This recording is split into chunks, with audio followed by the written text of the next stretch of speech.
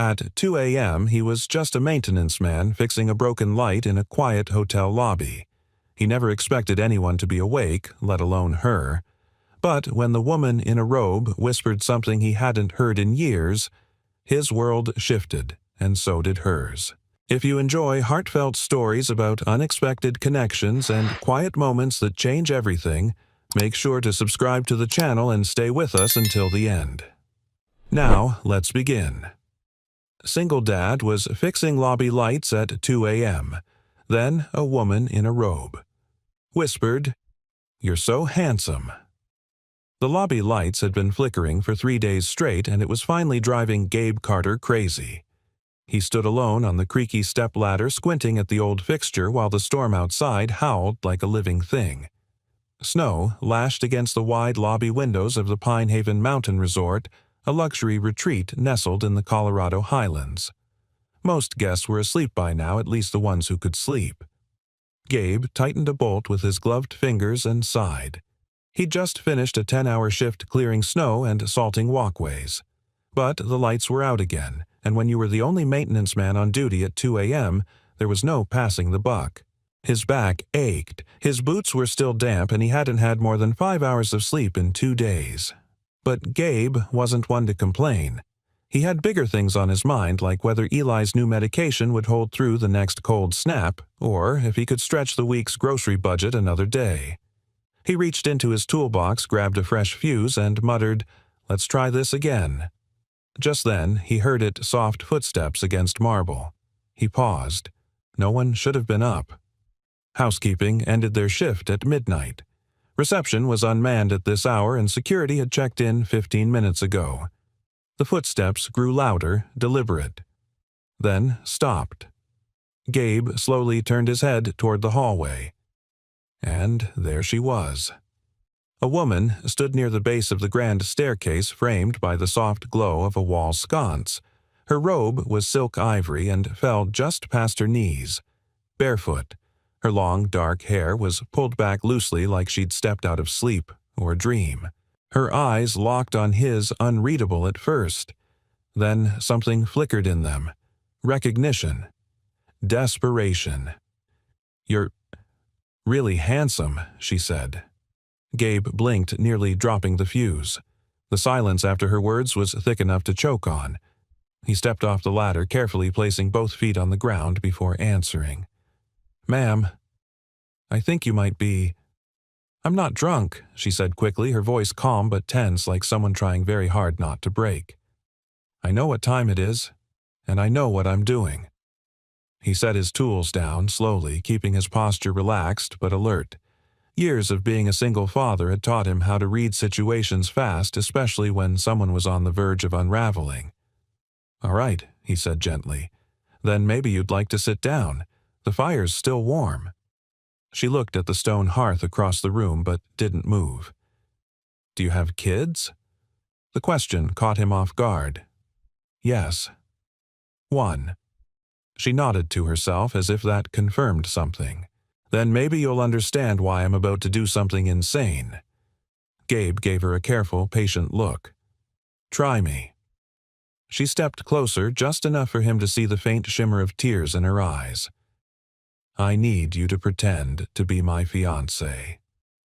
Gabe stared at her, waiting for a punchline. It didn't come. "Look," she said, folding her arms tightly across her chest as if to hold herself together. "You probably think I'm crazy, and maybe I am. But I'm supposed to fly to New York in the morning and announce my engagement to a man I don't love in front of my entire family and every shareholder in our company. I don't want to marry him. I never did." Gabe didn't move. He studied her. Not just her appearance, but her tone, her posture. This wasn't a joke. It wasn't a dare. It was a last-ditch act of defiance one whispered in the middle of the night to a stranger in work boots. "Why me?" he asked finally. "Because you look like someone who won't lie just to impress me.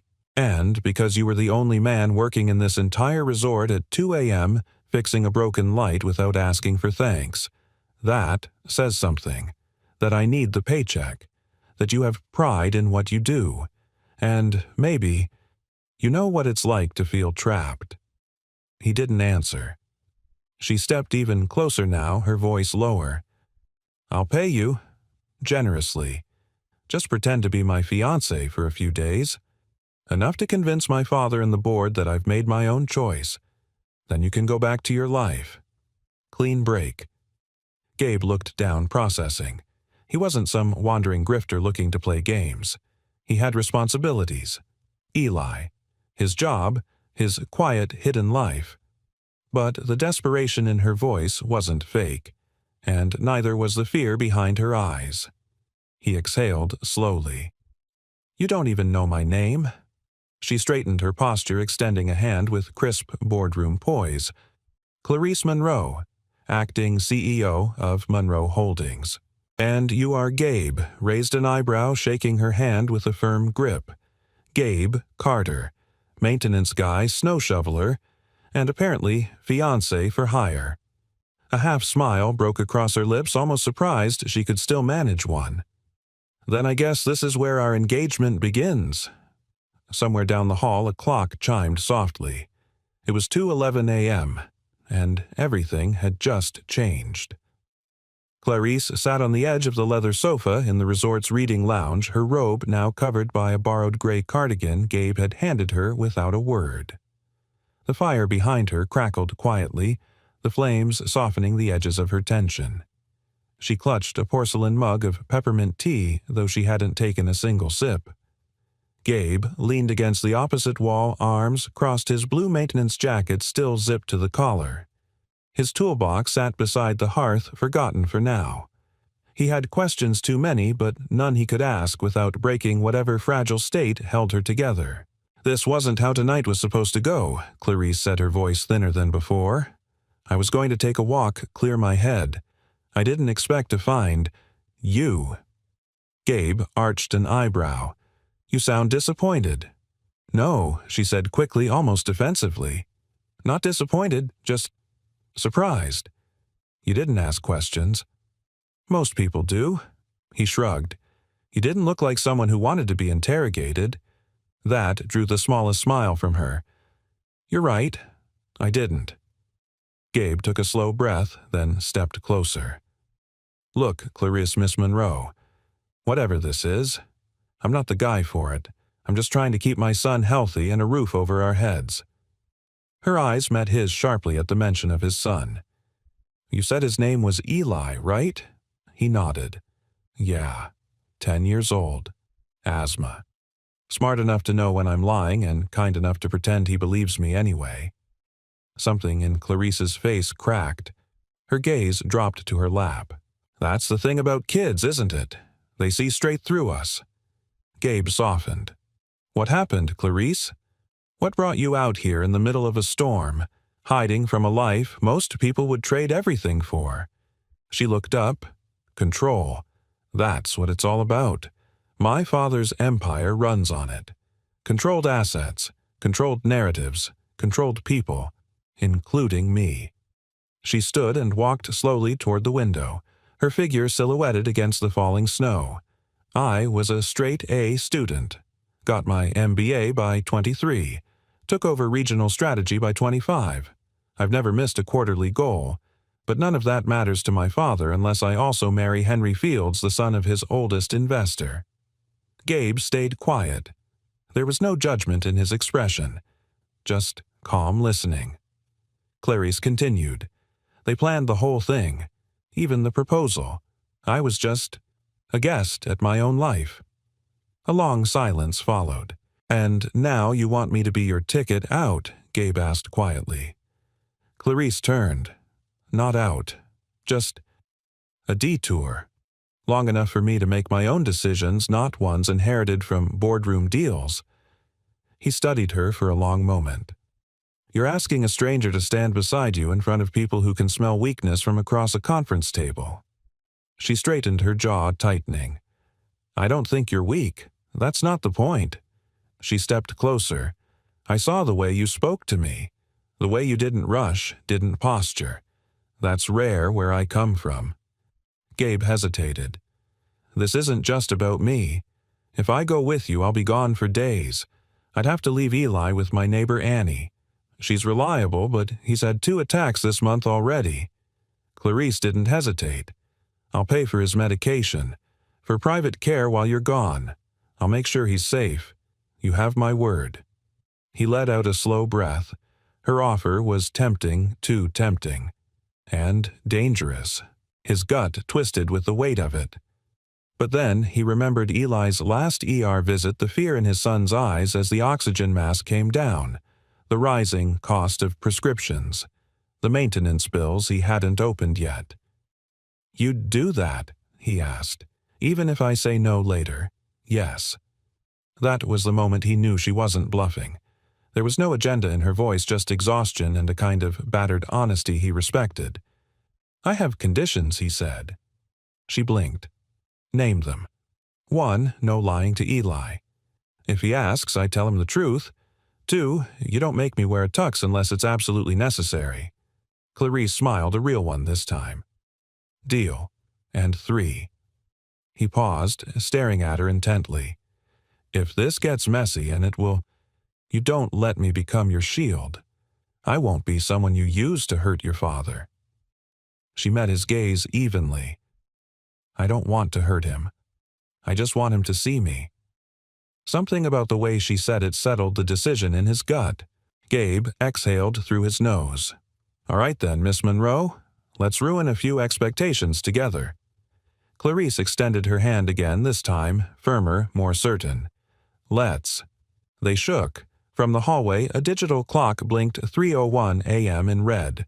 Outside, the storm began to ease, and inside, 2 strangers sealed a pact that would upend both their lives, one born not of ambition or romance, but of something rarer, mutual recognition in a world that rarely noticed people like them. The first thing Gabe noticed when they landed in New York wasn't the icy wind slicing between the glass towers, it was the way Clarice Monroe walked. She moved like a woman carrying a sword no one else could see. Every step down the jetway, every nod to passing assistants, every flick of her gaze was purposeful, controlled, regal, and completely unlike the woman who had whispered desperation through chattering teeth just 48 hours earlier. Gabe kept close, his boots still dusted with the Colorado snow he hadn't quite brushed off. He'd worn his best clothes jeans without holes and a gray blazer Clarice had bought him for optics, but he still felt like someone walking into the wrong room at the wrong time. Their black town car glided through midtown traffic, cutting past honking cabs and LED billboards flashing with stock tickers and perfume ads. Gabe sat stiffly beside her, watching her eyes scan through documents on a sleek tablet. "Where are we going now?" he asked, trying not to sound like a hostage. Clarice didn't look up. "First, the penthouse. You'll meet Rosalind, my executive assistant. She'll brief you on the cover story. Then we'll change and go to the gallery opening. My father will be there. Henry, too." Gabe frowned. "We're doing all that today." She finally turned toward him. "The faster we go public, the harder it is for them to unravel." There was a pause. "And you'll need to act like you're used to this." This, Gabe said, glancing around the car's interior, feels a bit like pretending to breathe on Mars. Clarice smirked. "Then, hold your breath. You'll be fine." The penthouse was everything Gabe expected and nothing he'd ever imagined, living in polished floors, glass walls, art so abstract he wasn't sure which way was up. Eli would have called it a spaceship full of really nervous furniture. Rosalind, a sharp-eyed woman in her 50s with salt and pepper hair pulled into a tight bun, approached Gabe with a nod of acknowledgement, then handed him a sleek folder. "Your bio," she said curtly. "You've been in Clarissa's life for 6 months. You met in a charity function in Aspen. You share values, not status. You're private, steady protective. She finds your authenticity refreshing. You adore her. You want to marry her." Gabe raised an eyebrow. "Well, that's a lot of feeling for 6 months." Rosalind didn't blink. "That's Manhattan." Clarice disappeared into another room to change, leaving Gabe with a suit bag, a tie he didn't know how to tie, and 23 minutes to become the man she needed. By the time they stepped out of the car at the gallery, Gabe was transformed, or at least camouflaged. The space was flooded with people in tailored suits and glittering dresses, each holding champagne flutes and expressions of curated boredom. A modern jazz quartet hummed quietly in the corner. Spotlights reflected off glass and brushed metal, casting soft glows on the guests' faces. Clarice slid her arm through his, pulling him close. Her perfume was subtle lavender and something woodsy. "You ready?" she murmured. "No," Gabe said honestly. She smiled. "Good. That means you won't overplay it." They moved through the crowd like a current. People turned curious. Whispers followed. Then came the flash. And another. A journalist called her name. "Clarice, over here, is that your fiancé?"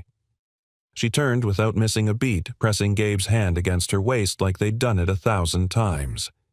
"Yes," she said, her voice calm and clear. "This is Gabe Carter. We're engaged." The room rippled. Some smiles turned tight. Others raised glasses in polite confusion. Then a voice cut through like a knife. "Well, isn't this unexpected?" Clarice tensed. Gabe turned. Henry Fields. Slick, tall, and dressed in navy wool. His smile didn't reach his eyes. "I thought you were still considering our father's merger," Henry said. "Now you're announcing engagements." Clarice didn't flinch. Some deals fall through. Others turn out to be better investments. Henry glanced at Gabe. "And this is the upgrade." Gabe smiled, but it didn't reach his eyes either. "I'm just the man who answers when she stops pretending." Clarice blinked just once, but it was enough. The heat in her cheeks wasn't embarrassment. It was something else, something she hadn't expected from a stranger in work boots. Henry studied Gabe a moment longer, then leaned in toward Clarice.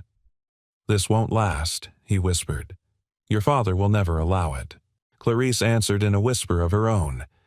"Then he's about to find out how much I've grown." Henry walked off. The crowd slowly returned to its usual buzz. Clarice and Gabe stood together under the lights, their connection half imagined, but now dangerously close to real. Gabe leaned close. "You all right?" She took a slow breath, eyes still on Henry's back. "I wasn't until you said that." He tilted his head. "Which part?" "The part about me not pretending. I haven't heard anyone talk to me like that in years. Not like I'm some asset to manage." Her eyes met his vulnerable again.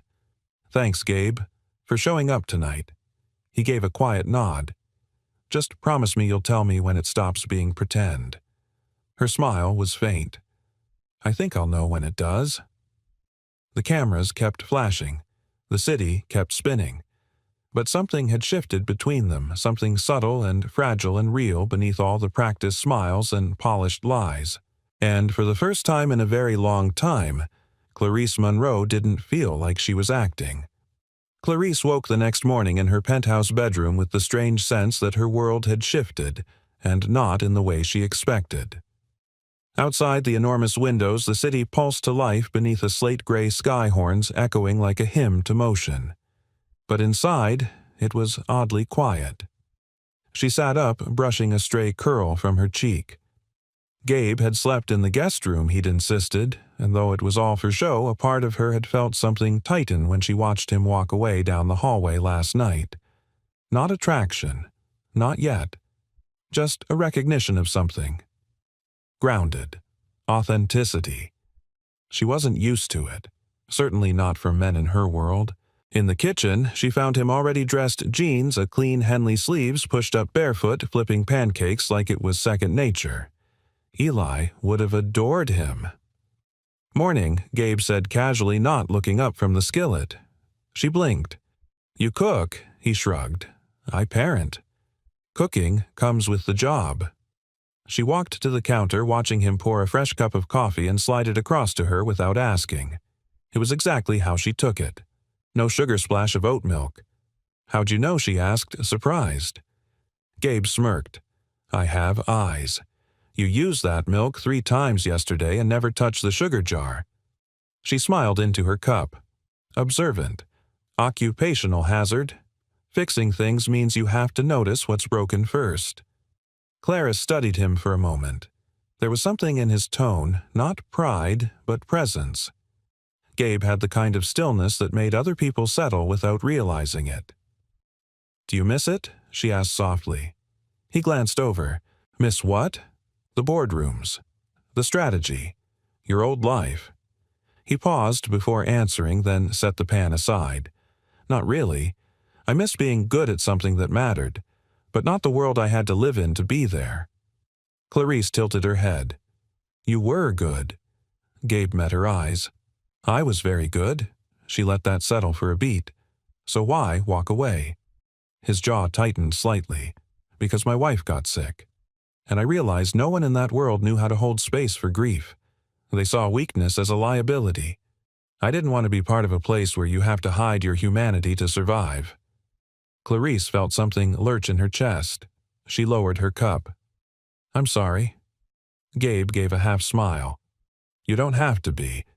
I got Eli out of it. And a quieter life, it's enough." But the way he said enough told her it wasn't. "Not really." Later that afternoon, Clarice and Gabe entered the conference wing of Monroe Holdings. The building rose 50 stories above Fifth Avenue, a glass and steel tribute to power. Gabe didn't speak as they rode the elevator, but she saw him watching everything: entry badges, exit paths, digital security panels. He was scanning, calculating. Clarice leaned closer. "You're analyzing this like a battlefield." He gave her a wry glance. "In corporate strategy, it usually is." The elevator doors opened, revealing the executive floor. Waiting for them was her father, Douglas Monroe. Douglas had the air of a lion gone silver. Trim suit, polished shoes, eyes like granite. He was flanked by Henry Fields and 3 senior board members. "Clarice," he said evenly, "I didn't expect you back so soon." "I wanted to introduce someone," she said calmly. "This is Gabe Carter." Gabe extended a hand. "Pleasure, Mr. Monroe." Douglas looked him up and down with the precision of a man appraising market risk. "Your background," Gabe didn't flinch. "Small business consultant, former partner at Crane Bennett Strategy Group." "I left 5 years ago. Currently working independently, mostly by choice." Henry laughed under his breath. "That's one way to say unemployed." Gabe turned to him. "Unemployed implies no work. I raise a 10-year-old, manage full maintenance operations at Pine Haven Resort, and apparently now serve as an emotional decoy for a corporate princess. I'd say that's 3 jobs in one." Silence fell. Clarice's breath hitched. Then, surprisingly, Douglas chuckled. Just once, but it echoed. "I like him," Douglas said. "He's got bite." Clarice blinked. Henry's face darkened but said nothing. After the meeting, as they waited for the elevator, Clarice turned to Gabe. "You didn't have to push back that hard." "Yes, I did," he replied simply. She hesitated. "Why?" "Because this world eats people alive. You need someone next to you who won't be devoured. I can't be your shield if I fold at the first sign of condescension." Clarice swallowed hard. "You're not just playing anymore, are you?" Gabe's expression softened. "I never was." "Not completely." That evening, back at the penthouse, Clarice poured herself a glass of wine and stared out over the city lights. For the first time in years, she wasn't dreading the next morning. Wasn't plotting the next move like a chess game she was destined to lose. She was thinking of pancakes, of 10-year-old boys and quiet bravery, of a man who fixed things not just with tools, but with words. And she wondered what it meant when the lines between pretend and real began to blur, and why the idea didn't scare her as much as it should have. The next few days unfolded like a beautifully rehearsed play. Clarice and Gabe moved through meetings, dinners, and curated appearances with synchronized precision.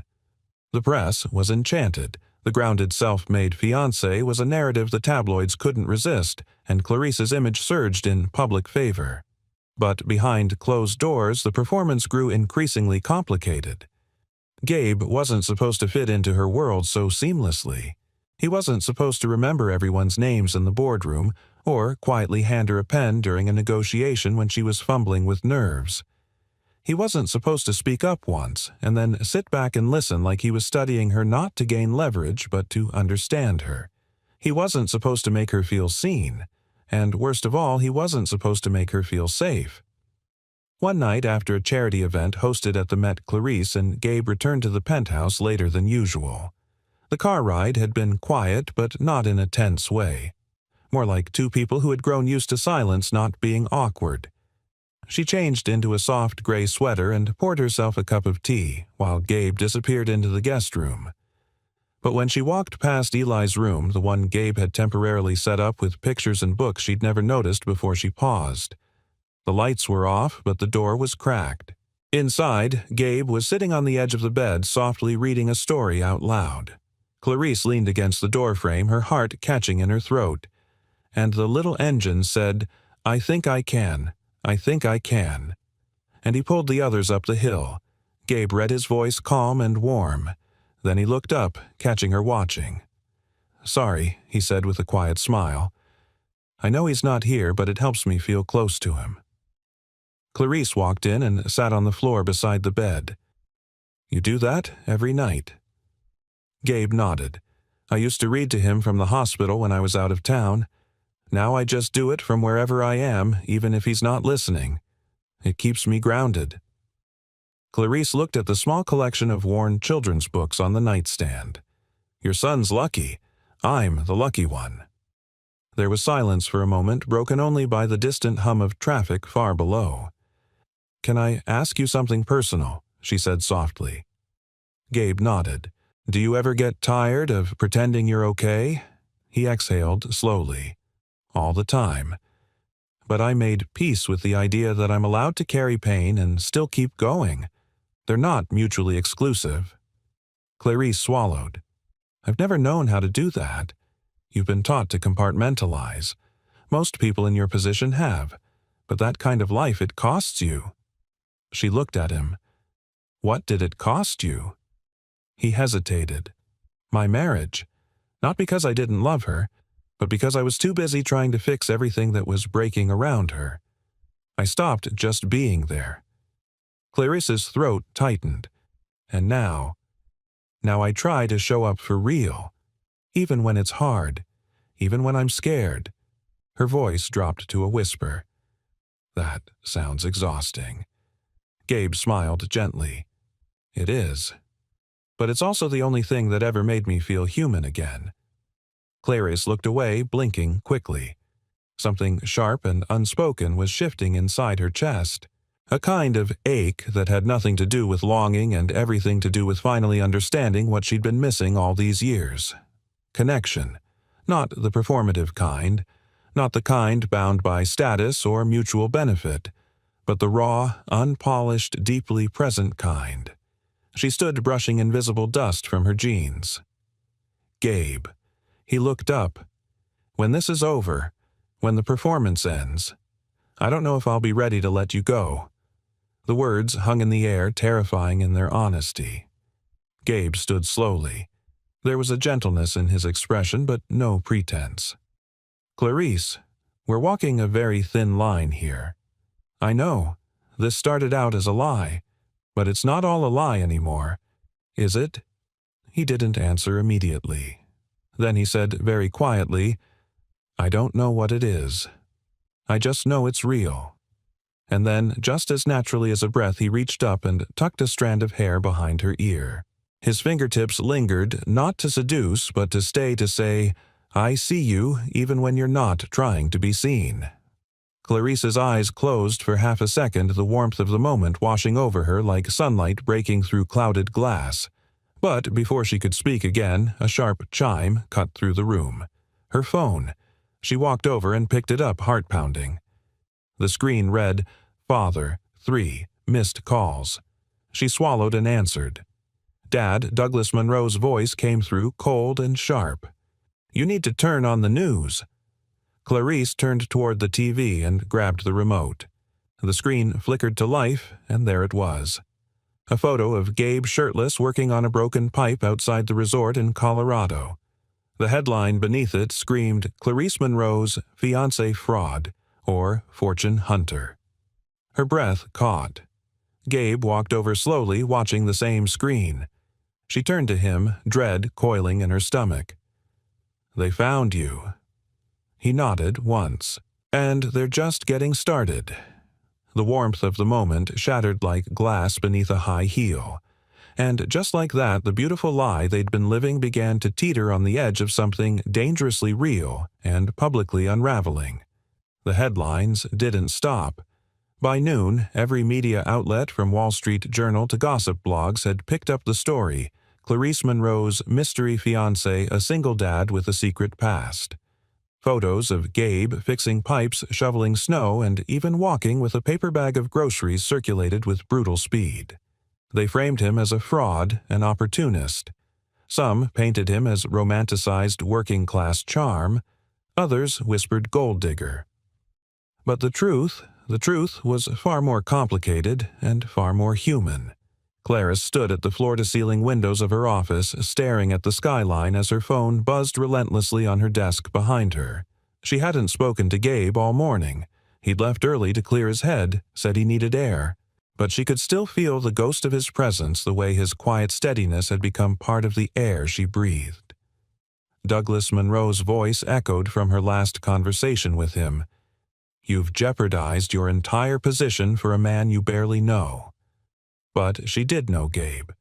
She knew how he brewed coffee exactly 7 minutes after waking up, how he checked the air filters in her penthouse without asking, how he spoke to her like she was a person, not an asset.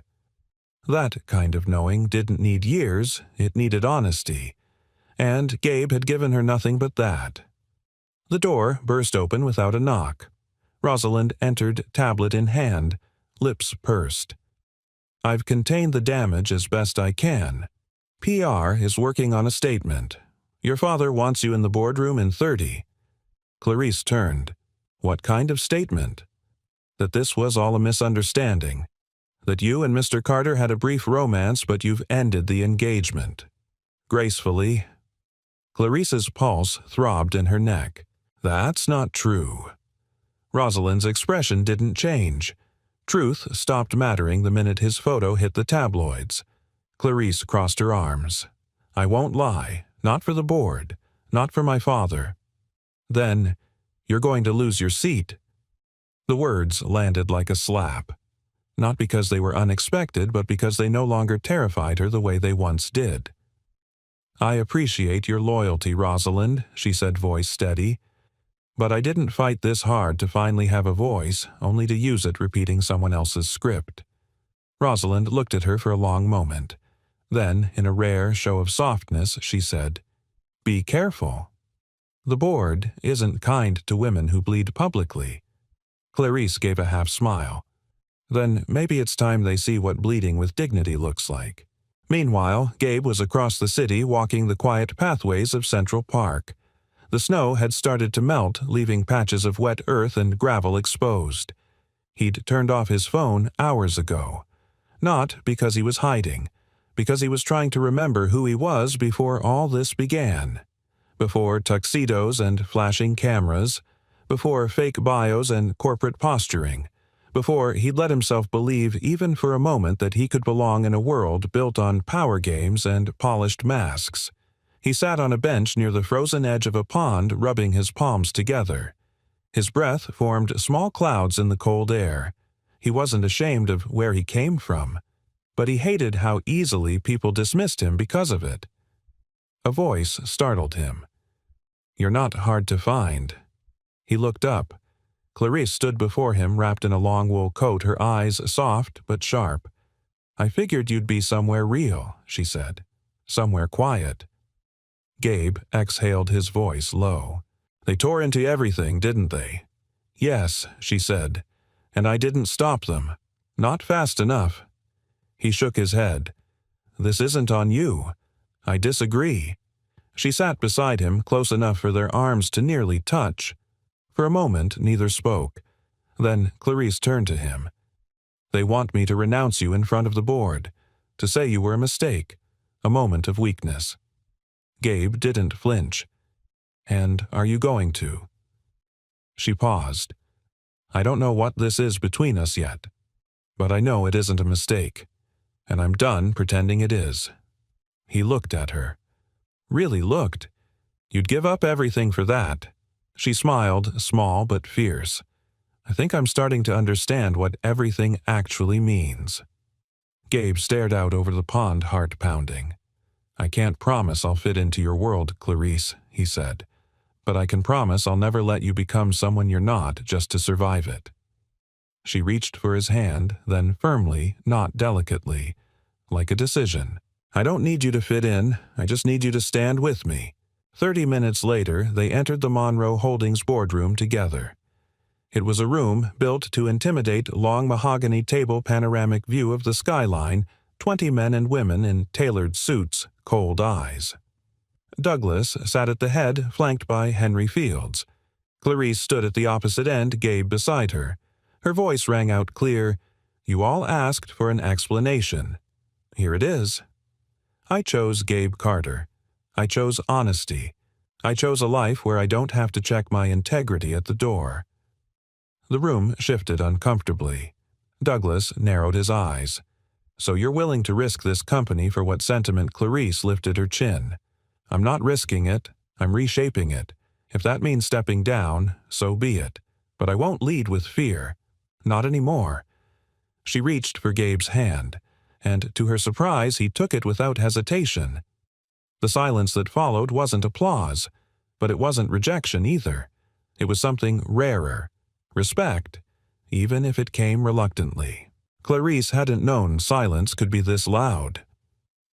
The elevator descended from the Monroe Holdings boardroom, its walls of polished brass reflecting the expression on her face, calm, composed, until you looked into her eyes. She stood with her back straight, her fingers still wrapped around Gabe's, though his grip had softened, unsure. The confrontation had gone better than expected. No dramatic firing, no instant scandal, but the fallout would come. Clarice knew how these people operated. Their retaliation never screamed. It whispered behind closed doors and withheld funding, stalled projects, and carefully worded memos. As the elevator reached the ground floor, Gabe pulled his hand away gently. She looked at him, startled. "What's wrong?" He didn't answer immediately. They walked out through the marble lobby side by side, his pace slower than usual. "Gabe," she asked again. Outside, a cold wind cut between the buildings. Gabe finally stopped beside a planter box dusted with snow. "I need to go back to Colorado." Clarice blinked. "What?" "Just for a few days," he said. "I talked to Annie this morning. Eli's been having a rough week. 2 coughing fits, 1 hospital visit." Her chest tightened. "Why didn't you tell me?" "Because I didn't want you to feel like you had to fix it. He's my son." "Clarice." She nodded slowly. "I understand." "Of course. But this feels like more than just a check-in." He looked at her. "Really?" "Looked. It is." She felt it then, like something slipping between her fingers, unspoken and irreversible. "This world," he said, motioning to the skyscrapers around them, "was never meant for me. I can borrow the suit, learn the lingo, shake the hands, but it's not who I am. And I can't afford to lose myself trying to keep up." "But you didn't lose yourself," she said, her voice trembling. "You grounded me. You walked into my chaos and didn't run. You're the most real thing that's happened to me in years." He reached for her hand again, not with passion, but with the weight of someone making peace. "That's why I need to step away," he said, "because I don't want what we have to get poisoned by the pressure around it. Not now, not when it's just starting to be something true." Clarice swallowed. "So that's it. You're leaving. I'm choosing to show up for my son. And maybe to figure out what it means to show up for you, but in a way that doesn't make either of us smaller." She closed her eyes briefly, battling tears. "I wish you didn't have to go." He smiled faintly. "So do I." That night, Clarice wandered her penthouse alone. No Gabe making tea in the kitchen. No quiet humming while he folded towels or adjusted the thermostat. The silence was unfamiliar and unbearable. She sat on the couch and opened her laptop, fingers hovering over the keyboard. The front page of nearly every business site featured her name. Some articles praised her bold stand for independence while others questioned her emotional judgment and speculated about her future as CEO. But none of it mattered. What mattered was the hollow in her chest where Gabe's steadiness had been. She clicked open a browser and typed, "Flights to Colorado." Then she stopped. Not because she doubted her decision, but because this wasn't about chasing him. It was about becoming someone who wouldn't lose herself again just because someone else walked away. That was the real cost of love, not in losing control, but in choosing who you are when no one else is there to catch you. Meanwhile, back in Colorado, Gabe returned to a snow-covered world that felt both familiar and strange. Eli ran into his arms at the airport, clinging tightly. "Dad," the boy whispered, "I missed you every second." Gabe kissed his son's hair heart, swelling with something deeper than words. "Me too, bud. More than you know." Later, as they sat in their modest living room fireplace, crackling cartoons playing quietly in the background, Gabe realized how different everything looked now. The peeling wallpaper, the squeaky heater, the thrift store couch. None of it had changed. But he had. He was still a single dad. Still juggling bills, still watching over a boy with lungs too fragile for winter. But he wasn't alone anymore. Not in the way that mattered. Clarice's voice lived in his head like a melody he hadn't known he missed until it was gone. He thought about texting her. Then he didn't. 3 days later, an envelope arrived at his door. No return address. Inside was a handwritten note in Clarice's elegant script. "You once told me pain and motion aren't mutually exclusive. I'm learning that too. I've kept your mug in the cupboard, just in case you find your way back to it."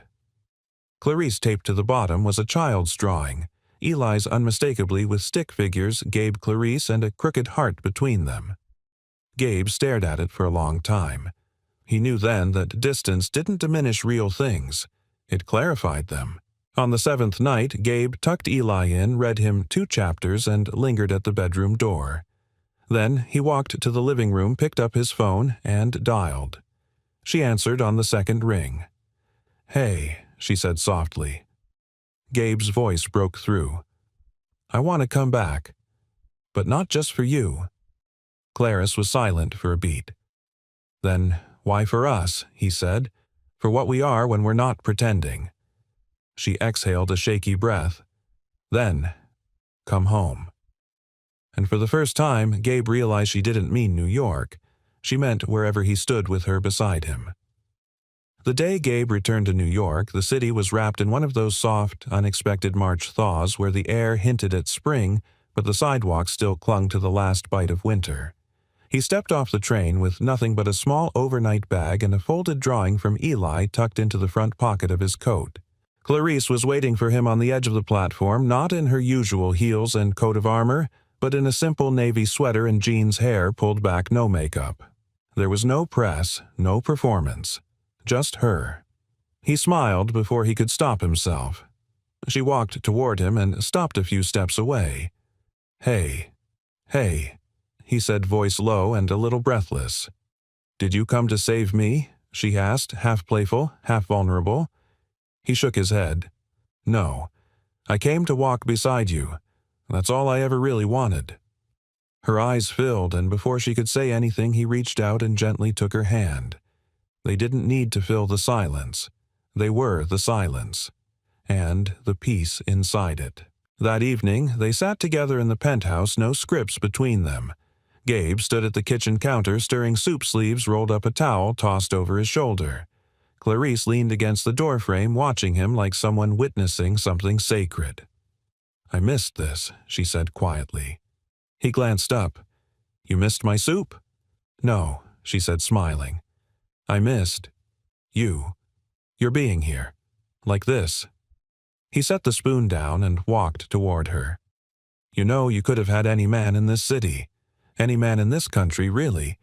And you chose a guy who can fix your sink but struggles to fit in at a cocktail party."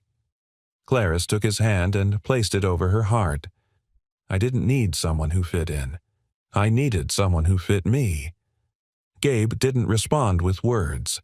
He stepped forward and wrapped her in his arms, holding her like she was the only thing that made sense in the world. It wasn't passionate or frenzied, it was certain. A certainty neither of them had felt in years. They stood there a long time, breathing together. Healing. The next day brought the fallout. At precisely 9:30 a.m., Clarice walked into the Monroe Holdings executive floor, Gabe at her side, not hidden behind her, but beside her, hand in hand. They weren't there to fight. They were there to claim something. Rosalind met them at the elevator, surprise flashing across her usually composed face. They're all in the boardroom. Clarice nodded. Good. So are we. Inside the room buzzed like a hive of restrained judgment. The board members glanced at each other, clearing throats, raising brows. Douglas Monroe sat at the head of the table, stone-faced.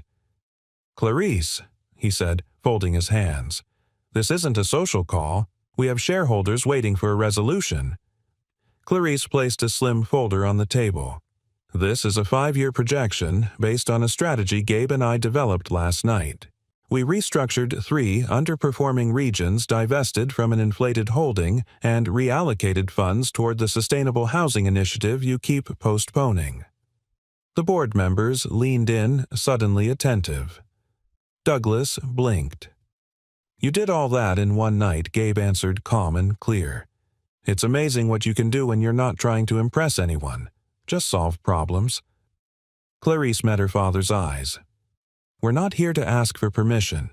We're here to offer leadership, the kind that doesn't compromise people for profit." Douglas said nothing. One of the older board members, a woman named Lillian, who'd been silently flipping through the document, spoke next. "This is good. Aggressive, but lean. And the returns are clean," Gabe said. "No shortcuts, just transparency and vision." The room shifted. It wasn't surrender, but it wasn't resistance either. Douglas looked at Clarice, and for the first time the sternness in his face softened. "You're not the same girl who sat at that table a year ago," he said. "No," Clarice replied. "I'm not, and I don't want to be." That night, after the boardroom dust had settled and the final email had been sent, Clarice and Gabe took a walk through Central Park. It was late, and the lamps cast golden puddles of light on the pavement. A breeze stirred her hair. He laced their fingers together, pulling her a little closer. "You didn't have to bring me back into that room," he said. "You could have stood on your own." She leaned her head against his shoulder. "I could have, but I didn't want to." They stopped near the lake, the city lights shimmering in the rippling water. Clarice turned to him.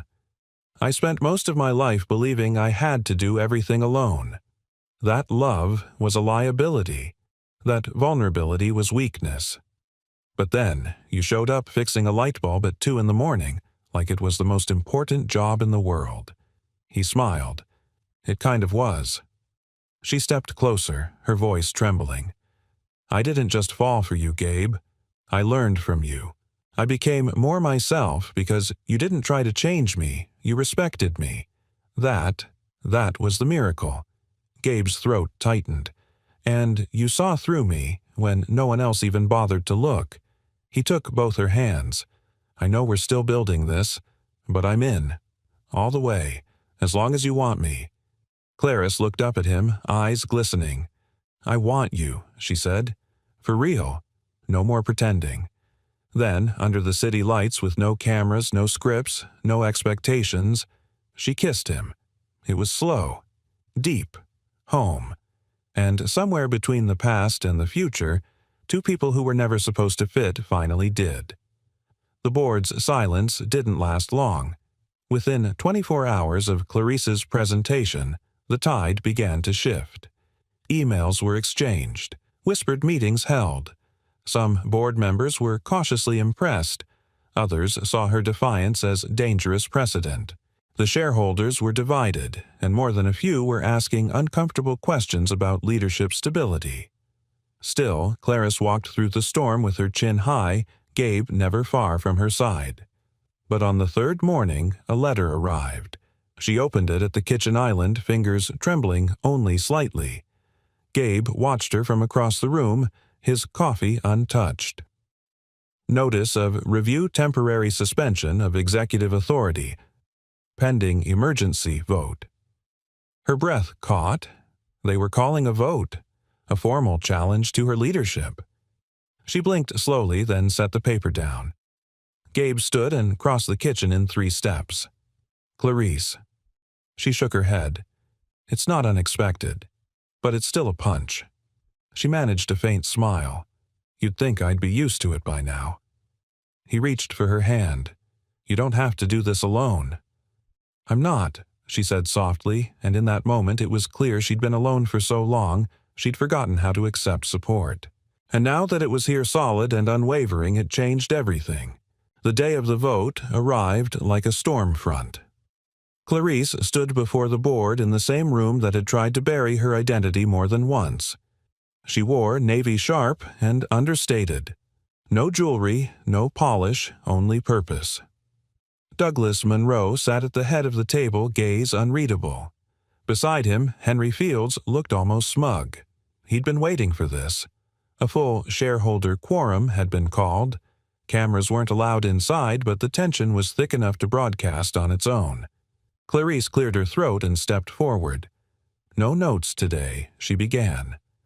I've given you all enough slides, spreadsheets, and forecasts to last a fiscal year.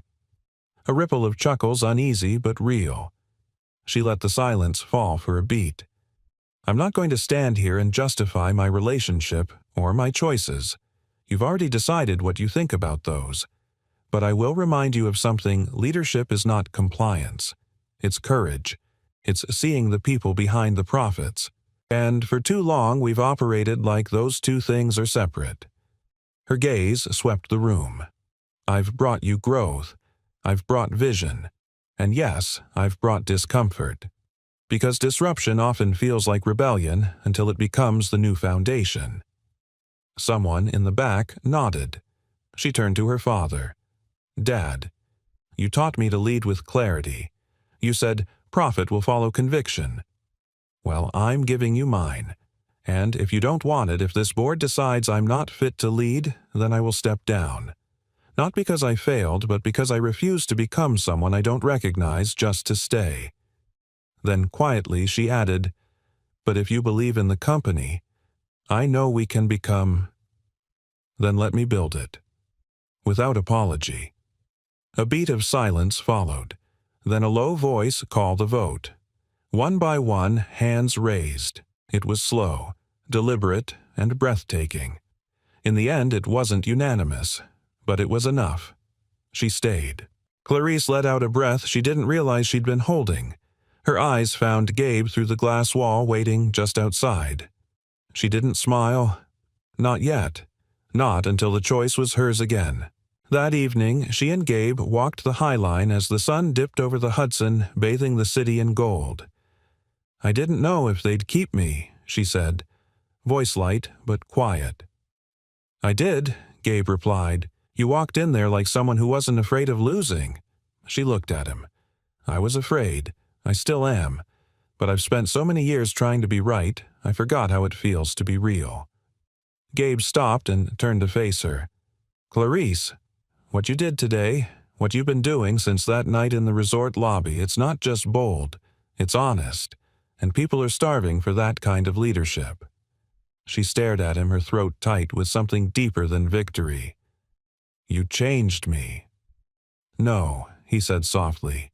You just finally had room to be who you already were. She reached into her coat pocket and pulled out a small square box. He frowned. What's that? Clarice opened it.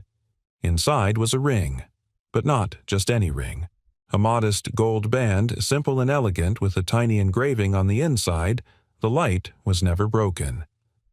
I don't know what this is yet, she said, holding his gaze. I don't know how we navigate two lives, two cities, a son, and a past that doesn't always feel distant. Gabe's eyes filled. But I do know this: I don't want to lead a company or a life without you in it. And I'm not asking you to propose. I'm asking you to choose this with me. As partners, as equals. Gabe took the box gently from her hands. Closed it. then leaned in and kissed her with all the quiet depth of a man who had learned the hard way that real love never shouts, it shows up. When he pulled back, he whispered, "You already know my answer." And the city, ever impatient, paused just long enough to witness it. Snow had returned to Pine Haven. The March wind had curled back into winter's breath, dusting the resort's pine-shaded roofs with a thin layer of white. Gabe stood outside the small tool shed near the rear maintenance entrance, holding a flashlight in one hand and a worn leather journal in the other. His name was still etched on the toolbox beside him, G. Carter, though someone else had likely used it since he left. He hadn't come back to reclaim anything. He came to make peace with the man he used to be. Clarice had insisted on joining him, but he'd asked for a day. Just one. Alone. To touch the world where he and Eli had built a life from quiet survival. Where grief had taken up residence in his bones, but where hope had slowly, stubbornly returned, one routine, one bedtime story, one repaired light at a time. He stepped into the old maintenance corridor and flipped the switch. Nothing. The lights once again were out. He laughed softly under his breath. Figures. Gabe grabbed a spare fuse, climbed the stepladder near the breaker box, and began the familiar ritual. Screwdriver. Check wiring. Replace. As he worked, memories flooded back of frigid night's tools freezing in his hands, of running to Eli's bedside in the middle of a shift, of moments where no one saw him but he showed up anyway. It hadn't been glamorous, but it had been real, and real was everything. By noon, he stepped back outside just as a black SUV pulled up along the snowy curb. The door opened and Clarice stepped out, her coat flaring in the wind like something from a dream. No makeup, no press, just her. She walked toward him with a smile that warmed even the bitter mountain air. "You fixed the lights?" she asked, glancing up at the softly glowing fixtures in the lodge windows. He nodded. "Still remember how?" She tilted her head. "You ever miss it?" He looked around then, back at her. Sometimes. Not the cold, not the hours, but the simplicity of it. You fix a thing and it stays fixed for a while. Clarice walked closer and slipped her arm through his. "Life's not like that, is it?" "No," he said, "but it's not broken either, just complicated." She leaned her head on his shoulder. "We'll figure it out." Gabe smiled. "You say that like it's easy." "No, I say it like it's ours." That night, the entire town gathered for the winter community fundraiser at Pine Haven's event hall. Gabe had once fixed the stage lights for these events without anyone noticing. Now he stood in the crowd, a guest next to Clarice Monroe, who looked out of place only in title, not in heart. Eli held her hand like he'd done it 1,000 times. She bent down to whisper something in his ear, and the boy grinned, nodding toward the hot chocolate stand. She nodded back, watching him run off with 2 other kids from the lodge. Gabe turned to her. "You're good with him." "He's easy to love," she said softly. "So are you," he said, surprising her, and maybe himself. She didn't reply right away. Just stared at him, eyes filled with something weightier than words. "I used to think the only way to lead was to stay untouchable," she whispered. "Strong. Alone." And now he asked. "Now I know that strength isn't in solitude. It's in choosing the right people to let in and letting them stay." The hall lights dimmed as someone tapped the mic on stage. It was Douglas Monroe. Clarice straightened in surprise. "He's here." Gabe followed her gaze. Douglas took the podium, clearing his throat before addressing the crowd. "My daughter asked me not to make a speech," he began. "So, naturally, I'm making one anyway." Laughter. He smiled briefly. "I spent my life building an empire, believing that control and power were the cornerstones of leadership. But recently, I've watched someone I love lead with something I forgot existed: conviction without ego, compassion without apology." He looked directly at Clarice. "She reminded me that success isn't about how many people stand below you. It's about how many you lift beside you." The room was silent. Douglas continued. So tonight I want to thank the person who showed me that again. Not just my daughter, but the man who made her braver.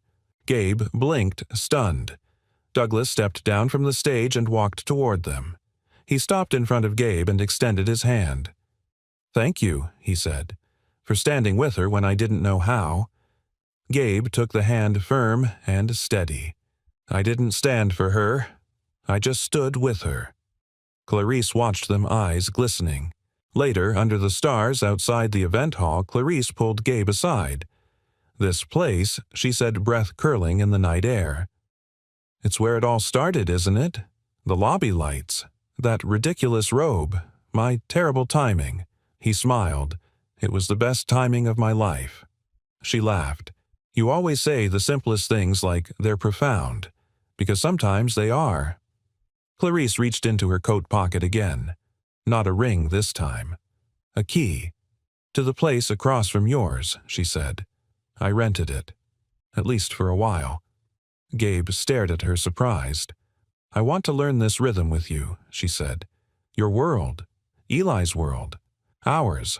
I want to do the simple things, the hard things, the everyday things with you." He took the key gently, then pulled her into his arms.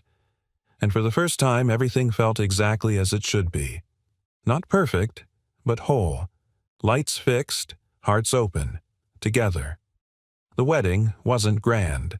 There were no marble halls, no designer gowns, no long guest list curated by assistants and corporate partners. Instead, there was a lake, half frozen, half glittering beneath the April sun, bordered by pines that swayed gently in the breeze. The air was crisp, clean alive with the scent of melting snow and spring just beneath the surface. Clarice stood beneath an arch made of pine branches and white linen, her hair loosely braided down her back cheeks, flushed with more than just the cold. She wore a simple ivory dress that moved like wind and felt like peace. Eli, beaming in his little gray suit, adjusted the boutonniere on Gabe's lapel and whispered, "You look like a superhero." Gabe smiled, ruffling his son's hair. "That's only because of the cape under the shirt." Eli giggled, then ran to his spot beside Clarice, holding the small pillow that carried 2 silver rings. The guests were few.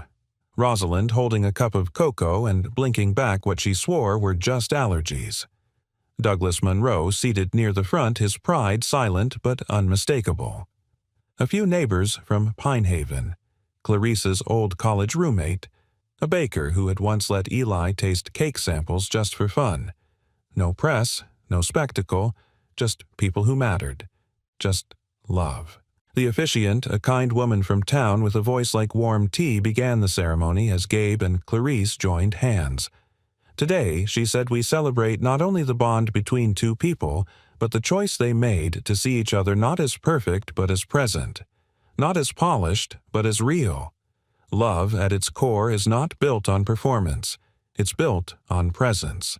And today, these 2 choose presence together." Clarice looked up at Gabe, her eyes bright. "I used to believe I had to do everything alone," she said softly. That independence meant isolation. That power meant silence. But then you came into my life carrying a wrench and a kind word, and you taught me the most beautiful truth I've ever known. Strength isn't about who you stand above. It's about who you stand with. Her voice wavered, but she held steady. "You showed me how to be soft without breaking. You reminded me that love doesn't need to shout, it just needs to stay. I promise to choose you every ordinary day, to build something with you not because it's expected but because it's ours." Gabe swallowed, hard fingers gently tightening around hers. "I was a man who fixed things," he said, voice low but clear. "Pipes, lights, broken hinges. But when I met you, I realized something. I didn't need to fix you. I just needed to stand beside you while you rebuilt yourself." He took a breath, the wind catching in his chest. "You gave Eli a second home before you ever gave me a promise. And that told me everything I needed to know. I don't just love you, I respect you. I see you. And I will spend the rest of my life showing up for you. The way you've shown up for me." Tears slipped silently down Clarice's cheeks. She didn't wipe them away. She wanted to remember how it felt to be seen so completely. The rings were exchanged simple silver smooth. No diamonds, no fuss. Just symbols of something far more rare than glamour. Commitment. The real kind. As the officiant pronounced them husband and wife, a cheer erupted from the small crowd. Eli ran up and wrapped both arms around their waists, burying his face between them. "You're really married now?" he asked, eyes wide. Gabe knelt to his level. "Yeah, buddy, we really are." Eli turned to Clarice. "Does that mean you're my mom now?" Clarice crouched, cupping his cheeks in her hands. "If you'll have me." He nodded solemnly. "I already did." She kissed his forehead, and Gabe watched them, heart full to the brim. That night they returned to the same resort lobby where it all began. The lights, yes, those lobby lights now glowed steadily overhead, casting a warm, amber hue across the wooden floors and velvet chairs. Gabe had rewired them himself the week before, not because they were broken, because he wanted them to shine brighter than ever.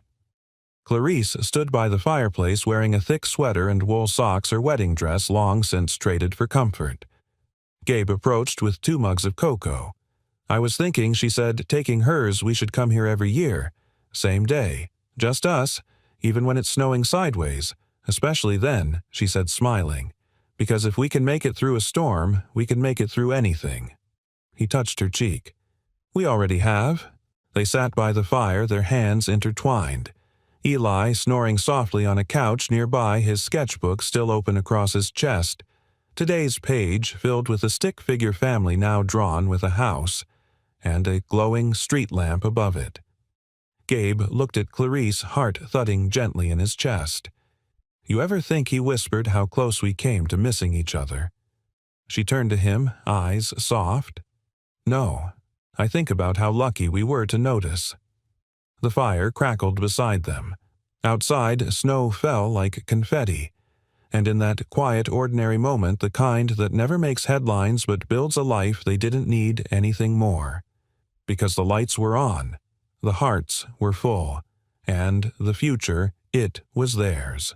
We'd love to know where you're watching from. Let us know in the comments below, and if this story moved you, inspired you, or simply gave you a moment to pause and reflect, don't forget to subscribe for more heartfelt stories just like this one. Thank you so much for watching. Your time means the world to us. See you in the next story.